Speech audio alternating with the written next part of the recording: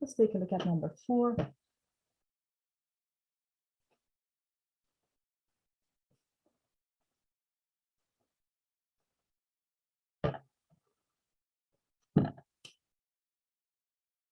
Number 4 says, solve this differential equation f dy over dx plus y equals to f of x, and then y at 0 is equal to 5, and f of x is defined as a piecewise defined function. It says, hey, if x is bounded between 0 and 1, then we have e to negative x, and if x is larger than or equal to 1, it's just to be constant 0.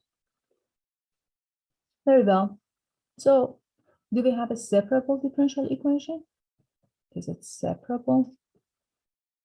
If it's separable, it means that we should be able to separate x and y's. So if you bring y to the other side, this function is either in x or it is 0. So it means that we cannot separate these two.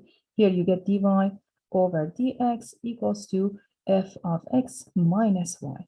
So if it's larger than or equal to 1, this is going to be 0, so you can separate this. But if x is bounded between 0 and 1, we have e to power negative x, and we cannot separate this. So we have to take into account both of these two cases.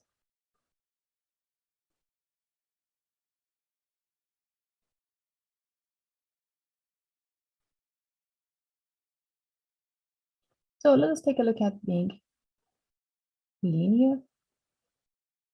So to be linear, if y is a function of x, then we have a1x y prime plus a sub 0 xy equals to a function in x. Take a look at this. Here you have y prime plus y equals to f of x, which is absolutely satisfies being a linear differential equation. What are we going to do? We need to find the integrating factor.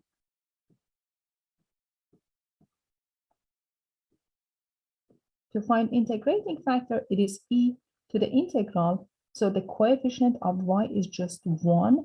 So you get 1 dx, which is e to the power x. Now multiply everything by e to the x. So we get e to the x y prime plus e to the x y equals to e to the x f of x.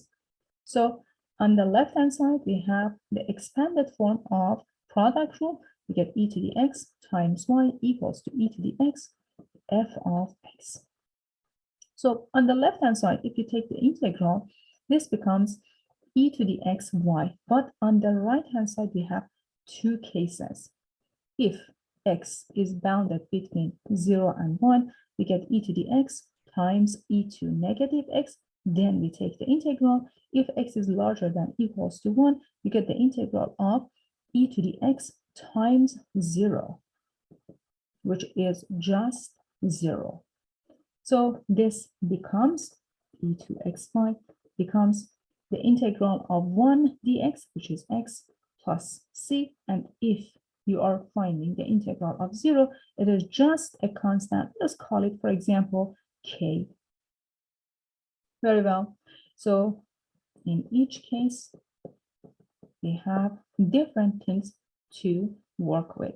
If you are on the first interval, y becomes x e to minus x plus c e to minus x. And if x is larger than equals to 1, y becomes k e to minus x.